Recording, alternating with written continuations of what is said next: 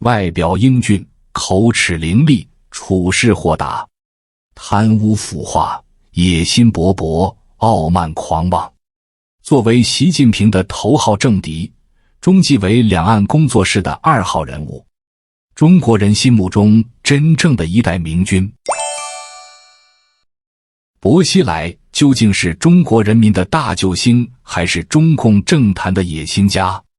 他是真的心系苍生，还是仅仅为了政治作秀？为什么直到现在，国内外都持续有人为他鸣不平？大家好，欢迎来到人物频道。本频道主要讲述的是中共各位官员的人生历程，在品味他们人生荣枯的过程中，更是希望能够对大家今后的人生有所启发。如果喜欢本频道的内容，欢迎点赞、订阅、评论。今天我们来讲讲作为典型红二代，薄熙来一反领导人矜持的常态，也没有达官贵人那种不可一世的态度。他总是身体力行，积极作为，也愿意和民众交流。不同于薄一波政治上的保守，薄熙来在政治上显得更为开放，这让群众对他由衷喜爱，仿佛再次看到了大救星的形象，认为他会带领民族走向辉煌。这也让他成为体制内罕见的没有成为最高领袖，却能施展出超凡影响力的政治家。在国际上，他一度是最受欢迎的共产党官员。在他落马前，人们普遍认为他会毫无悬念地进入中央政治局常委，还有人认为他会成为总理，甚至是国家主席。然而在2012年，薄熙来的政治事业被一系列突发事件所摧毁。这年8月，他的心腹下属王立军投敌，并将其举报，薄熙来被免去职务，同时押解于济南中级人民法院接受审讯，最后以受贿、贪污、滥用职权等罪名将其判处无期徒刑。这个结果让民意沸腾，法院外屡屡有人群聚集，为他拉横幅鸣冤。民间出现了声援薄熙来的集会，试图影响政府的决议。很多人表态说，薄熙来贪污多少，他们就愿意补偿多少，因为他至少在当政期间做了实事。大连和重庆这2个地方的人民在薄熙来离开后很伤感，无论他作为一个官员还是阶下囚，这些人都一如既往地想念他。香港记者曾在大连采访，发现市民们对薄熙来的认可比历任市长都多。在重庆也是如此，人们说政府领导换了一个又一个，但唯有薄熙来留在了他们心中。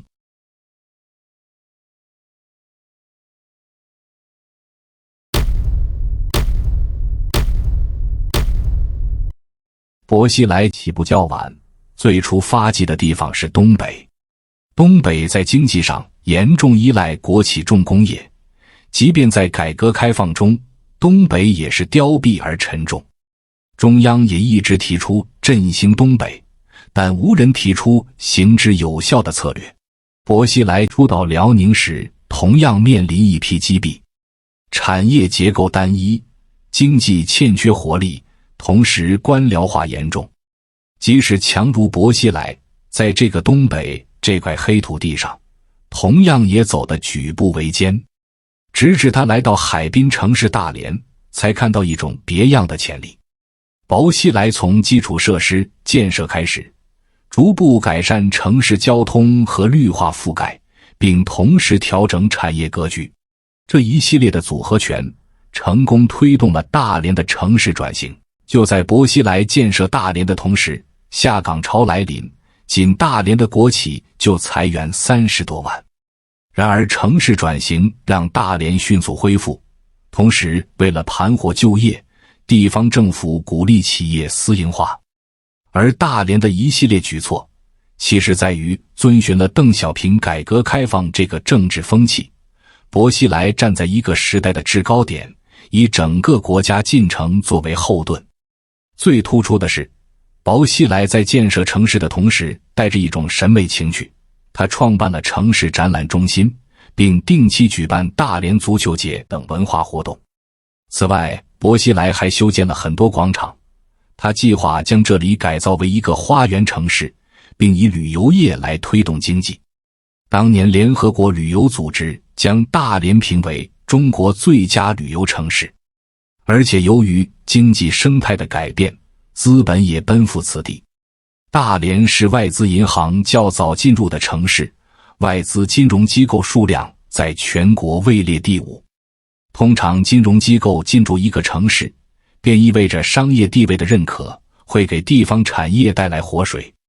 城市从工业化向资本化过渡是一个巨大的跨越，会让其定位完全转变。而这种产业重心的转移，很大程度依赖于薄熙来所创造的环境。他在此执政10年，让大连从东三省这座老工业基地脱颖而出，并在名声上盖过了著名的海滨城市青岛。大连像上海一样成为一座标志性城市，被誉为北方明珠。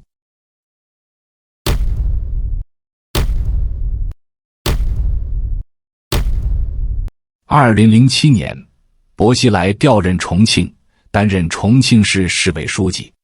但重庆与大连显著不同，重庆位于内陆，地势参差不平，同时工业污染仍严重，公共条件恶劣。相较大连而言，这里更像一个边缘化的内部孤岛，缺少天然的便利。破旧、拆迁、浑浊，这就是当时薄熙来面对的重庆。不同于后来的抄袭者习近平，在这里，原创者薄熙来并没有像大连时期一样计划再一次的经济转型，而是出台了5个重庆的规划案，着力于优化这座城市的基础。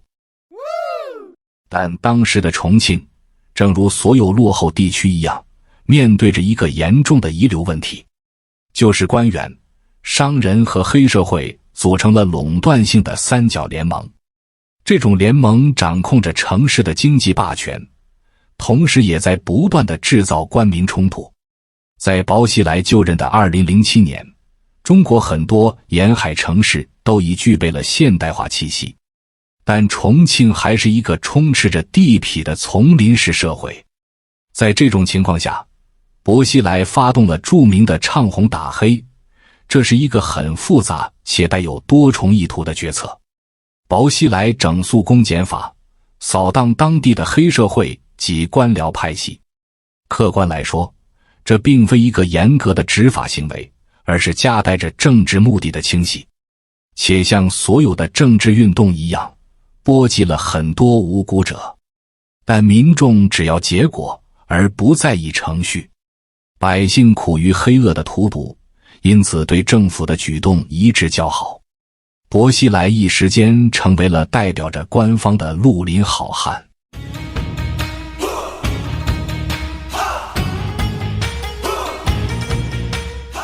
为了巩固打黑的成果，政府制定了一系列跟进措施，建立了交巡警安保制度，并严格规定警务部门的出警效率。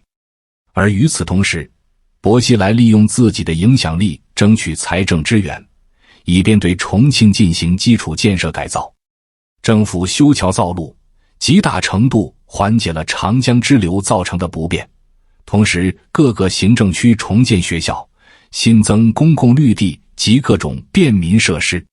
此外，政府还加强了对民生的转移支付。薄熙来一改政府在民生上吝啬的常态，显得十分大方。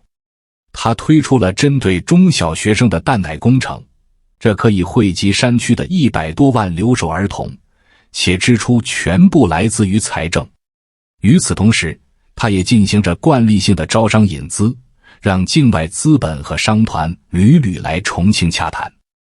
在薄熙来任职前后，没人能把大连打造为北方滨海第一城，也没人能把重庆打造为现代化的内陆城市。但是反对薄熙来的人却说，薄熙来在大连和重庆的作为是一系列政绩面子工程。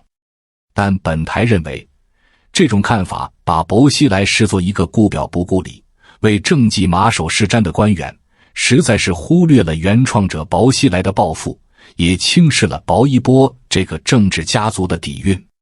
作为最特立独行的红二代，薄熙来的观念十分西化，甚至比海外留学的人更前卫，而这让他比较注重政绩的深层意义。中国的政绩标准向来是高楼大厦火车道，但薄熙来在大连时就提出不求最大，但求最好。他当时曾表达过一个想法，认为提升城市水准的同时能提高市民素质，而这正是资本主义所经历过的城市化和公民化过程。他取得了其中的精髓，注重对城市的软实力进行塑造，这甚至重于那些可见的外部建设。从这种角度上来说，薄熙来才是真正把人民的幸福看作他最大的政绩。这一点和现在为了连任的个人目的而宣扬人民至上、生命至上，最终却为了维稳而不顾人民死活，瞬间解封的加速师同志形成了鲜明的对比。正所谓时无英雄，使庶子成名。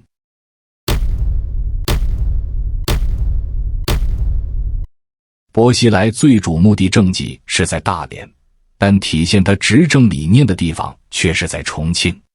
相比于习近平手握大权之后才开始的反腐顺风局，薄熙来主政重庆市的打黑运动面对的背景更复杂。也就是说，我们的薄熙来同志当时打的是逆风局。一个比较鲜明的例子就是2008年重庆出租车司机罢工，几千名司机因运输成本上升和黑车导致的竞争恶化而上街抗议。重庆官方媒体立刻指责工人骚乱造反，相比于官媒拙劣的强硬，薄熙来采取了另一种策略。他拿出体恤民情的姿态，举行了一次公开对话，最后与司机们协商组建工会。最终，这次上街运动被薄熙来云淡风轻地处理。但是，深谙毛泽东思想，善于透过现象看本质的薄熙来同志，看到了整个事件后面盘根错节的势力，尤其是运输业大亨黎强与他在政府内部的保护伞。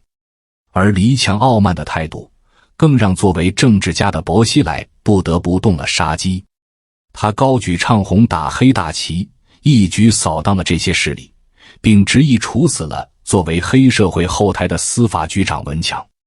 有人说薄熙来此举得罪了贺国强和汪洋，但是本台认为，与其说这是一出标准的政治戡乱，不如说是一场行政改革。因为从宏观背景上来说，黑社会在本质上基于一个就是江泽民时期粗放和官僚化管理所造成的丛林式社会。这种社会导致利益关系毫无节制的延伸，导致官员和商人对市场资源进行垄断。而在这层垄断下，黑社会则起到了威胁竞争者及镇压民众的作用。当时中国的强拆强占几乎都是由黑社会操办。江泽民放任官僚野蛮生长，让官商黑去侵蚀民生空间，这一点在内陆城市尤其突出。甚至很多官员还认为黑社会很好用，他们不用像警察那样承担暴力执法的责任，还能在某种意义上强化政府的权威。因为人们会在黑社会背后隐隐感受到一股官方力量，而这将让他们更加恐惧。但薄熙来留意到了这种模式的隐患，他看到官员、商人和黑社会勾结，已经无异于共产主义所批判的万恶的旧社会。甚至一些家庭同时涉足3个领域，在地方上各自为政。作为一个权力意志很强的官员，薄熙来看出这种勾结会分化中央权威，并且在损害政治基础。毕竟社会不能在割据力量的压迫下发展，否则民间早晚会酝酿出下一次的8964。同时，薄熙来有一个基础观点，就是丛林式的国家和现代化路线相冲突。要发展国力，就要构造一个让大众得以生息的环境。如果官员不走这一步，就无法创造真正的市场化。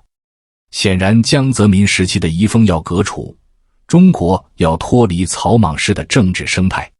虽然薄熙来和江一样都是作风豪迈的管理者，并且由于家族渊源而成为了同路人，但薄的执政思路更现代化一些。他用打黑带来了重庆的稳定，并在全国产生了示范效应。可以说，江泽民时期的很多流弊都是在这个时期得到了终结。